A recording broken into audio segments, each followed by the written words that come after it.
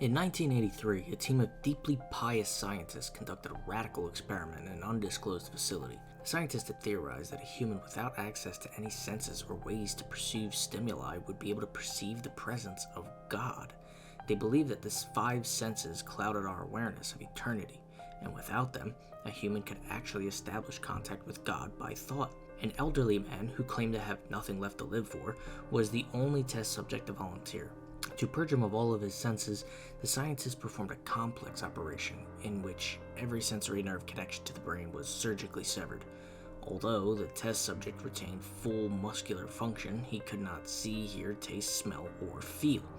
With no possible way to communicate with or even sense the outside world, he was alone with his thoughts. Scientists monitored him as he spoke aloud about his state of mind and jumbled, slurred sentences that he couldn't even hear.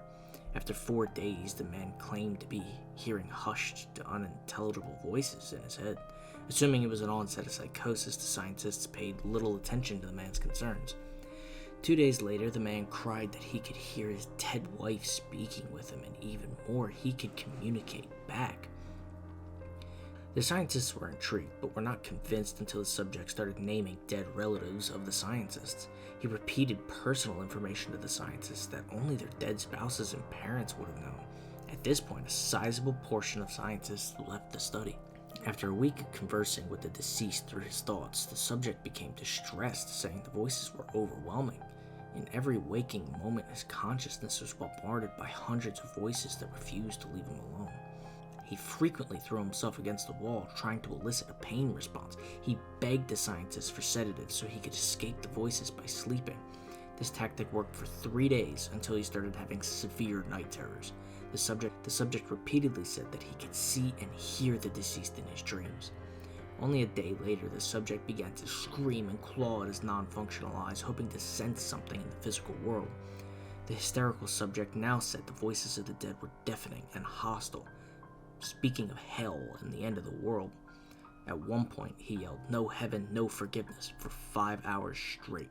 He continually begged to be killed, but the scientists were convinced he was close to establishing a contact with God. After another day, the subject could no longer form coherent sentences. Seemingly mad, he started to bite off chunks of flesh from his arm.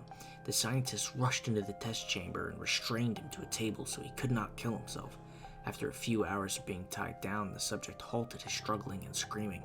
He stared blankly at the ceiling as teardrops silently streaked across his face. For 2 weeks, the subject had to be manually rehydrated due to constant crying.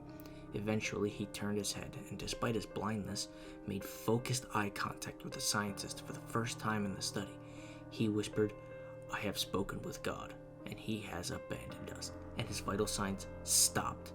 There was no apparent cause of death.